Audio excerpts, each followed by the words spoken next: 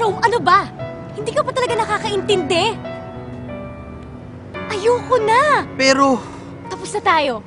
And please, don't say anything. hindi. Mahal pa natin ang isa't isa, di ba? Please, huwag ka na magsalita.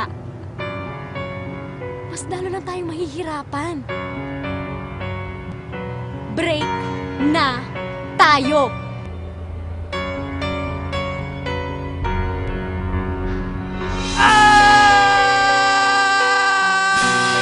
Hindi na bago ang ganitong pangyayari.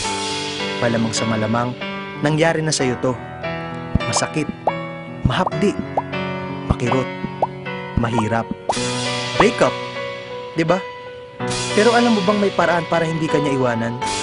Well, ito ang ituturo ko sa'yo. How to save a breakup.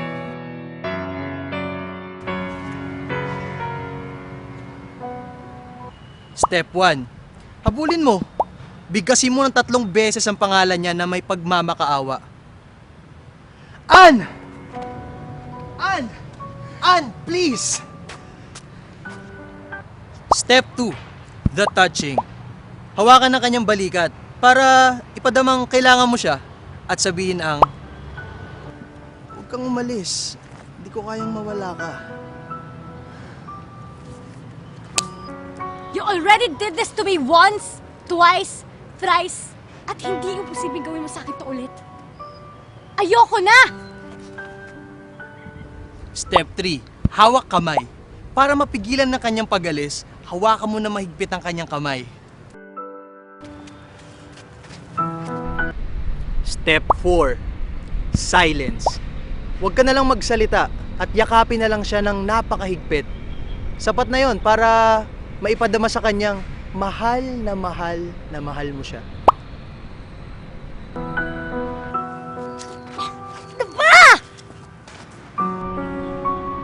Well, kung hindi umepekto, ito ang last step.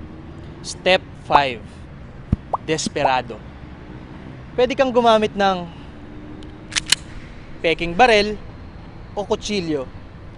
Itutok mo lang sa sarili mo at isigaw ang Ann! Ann!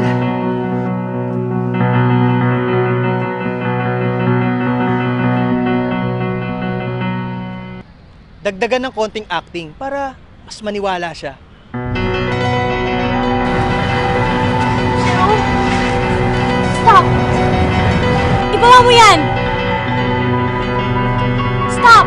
Please!